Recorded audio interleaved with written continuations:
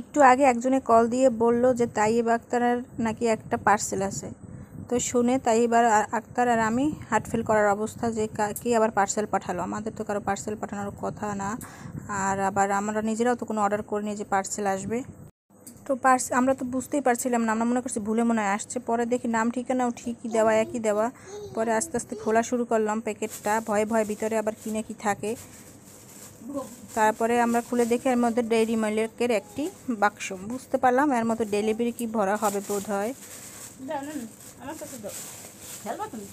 তো খুলতে খুলতে ভিতর থেকে অনেকগুলো ডেইরি মিল্ক চকলেট বের হয়ে আসলো। থাক বাবা, ভয়ঙ্কর কিছু নাই যে, এটাই শুকরিয়ে পড়তে আছি আমরা। অন্য কিছু হইলে আমার আব্বু আমার টুকটুকি ধরে যে ছেঁচা মারতো। এই যে টুকটুকি আস্তে আস্তে খুলে ফেললো প্যাকেটটা।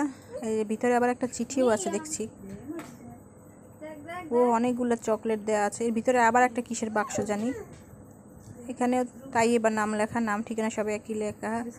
তো একটা চিঠি, উপরে দেখতে পাচ্ছেন লেখা আছে টুকটুকি খালামণি, মানে টুকটুকির কোনো ভাগ্নে বাগ্নি হয়তো পাঠাইছে। তো টুকটুকির ভাগ্নে বাগ্নির পাঠানোর বয়স হয় নাই, ওই ভাগ্নে বাগ্নির মা বাবা আর কি পাঠাইছে ওকে।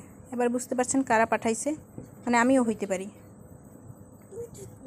ধীরে ধীরে বুঝতে পারবেন কে পাঠাইছে। এই যে দেখেন আরাফ পাঠাইছে খালামণির জন্য এই আংটিটা। টুকটুকি দেখে অনেক খুশি হয়েছে। টুকটুকি চায় যে তাকে কেউ একটু গিফট দেখ, সারপ্রাইজ করুক তার জন্মদিনে। তাই এবার তাকে সারপ্রাইজ করার জন্য এই প্ল্যানটা করেছি আমরা।